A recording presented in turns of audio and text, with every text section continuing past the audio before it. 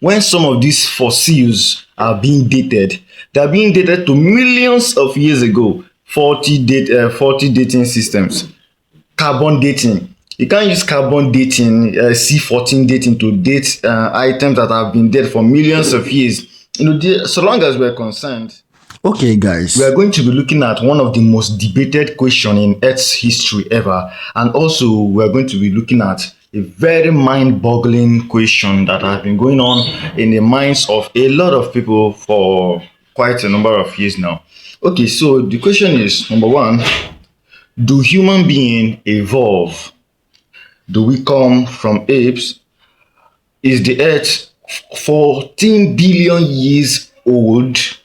Must have also heard of this saying. Someone must have said to you, we are animals, human beings, we are animals. Is that true? Is that true? These are some of the things that we're going to be finding out here. Now, these questions are something that has been a lot of issues with scholars lately, first since Earth's history that I can remember. So, first of all, we're going to be looking at evolution. Like we said, evolution. Do humans evolve from ape? Do we come from ape? So first of all, we're going to be looking at the word evolution. So we're going to understand what it truly means, and then see if it fits the context of the evolution that of Darwinian evolution. Okay, so evolution, from this is Oxford Dictionary, and it says that evolution is the process by which animals, plants, and other living organisms are transformed into different forms by the accumulation of changes over successive generations. Okay, so now this is according to Oxford Dictionary, transformation of one organism to a different form. Okay, after collection of informations over the years. Now, the Darwinian evolution states that man came from a single-celled organism. In fact, there was this primordial soup that happened up in space, and then by the happening of the Big Bang with the collision and all that, there was a primordial soup. It's called primordial soup, and this is where all life started. Okay, so inside that primordial soup, which is a very big ocean, right, full of a lot of chemicals and all that. So inside this primordial soup, there, after years and years and years of the primordial soup's evolution and all that, we have the first single-celled organism to ever exist. But that's some single-celled organisms like amoeba, algae, fungi, and so most of them. Those are some single-celled organisms. So life, according to Darwinian evolution, that life began as a single-celled organism inside the primordial soup. And after billions of years, how many years nobody knows, okay? After billions of years, it began to transform into a multi-celled organism, to a multi-celled organism from a single-celled organism. And so now, from this multi-celled organism, that is when, after billions of years, it evolved into a fish, okay? And then after it evolved into a fish, after billions of years again, we then have it came to land. Okay, it came to land, and that's when it first became amphibian. From leaving the ocean, the water, the primordial soup, turned into a frog, and after a frog, the tail cut, right, and then it became a mammal. Now, after a mammal, after billions of years, it became a primate, and then from primate, and then which is ape and all that. And after billions of other years, thousands, billions, millions, whatever, however you might put it, it finally became human, which is you and I today. Now, this is Darwinian evolution. Like I was saying, this is not really evolution, it's Darwinian evolution.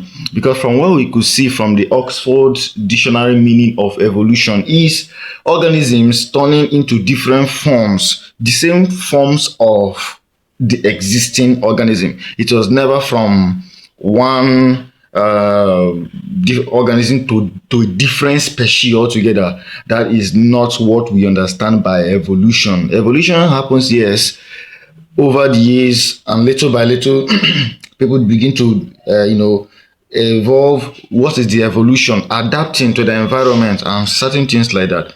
Now, this is a very, very popular phenomenon in the scientific world, and this had been, argued a lot. So it's not only humans that evolve. According to evolution, you have fishes. There are a lot of fishes that evolve. Birds evolved, and the chickens evolved. Now this raises the question again: the chicken and the egg, which came first? And these are some kind of other mind-boggling questions. And then if you look, what are some of the evidences that biologists, evolutionary biologists, okay, because it's not every biologist is an evolutionist. So evolutionary biology is what are some of the things that they use in saying, oh, these are the things. Don't think that they just sit down one day and then speculate. Man must have evolved from ape and all that. There are some things, some evidence, so-called evidences which they see, which are fossils. Fossils are, the records of living organisms that have been, buried, died, and its forms are still preserved over the years. That is what mainly are fossils in biology. Now, after careful examination of different fossils, they're able to say that, oh, man evolved from this, and the birds evolved from this and that. But the truth is, there had been no transitional fossil, because what are transitional fossils? Transitional fossils are the kind of fossils that shows exactly how the organism transformed from one form to another. For instance, let's take the case of a man. Now, if man were to have a tail, right? And there should be a point in time where the organism died, because not all the organisms survive the whole evolutionary timeline. Some will also die, is it not?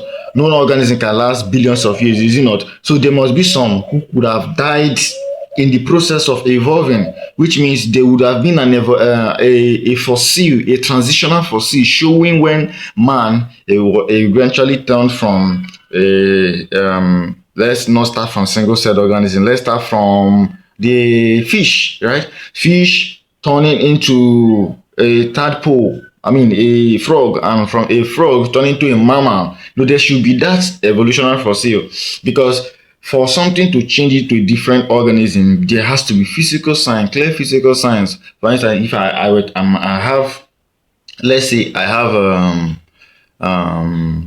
I have a hand, and for instance, peradventure, due to evolution, and I need one other hand growing out of this place, so that I will be able to better suit my environment. That is to say that before that hand will grow and form to another full hand, it doesn't take just one day, right? It is billions of years according to evolution. So now, the evolutionary fossils should highlight a point in time whereby that organism, that hand has been growing, maybe grew small, and then the organism died, and then another generation of that same organism keep growing, and their arms keep extending, is it not?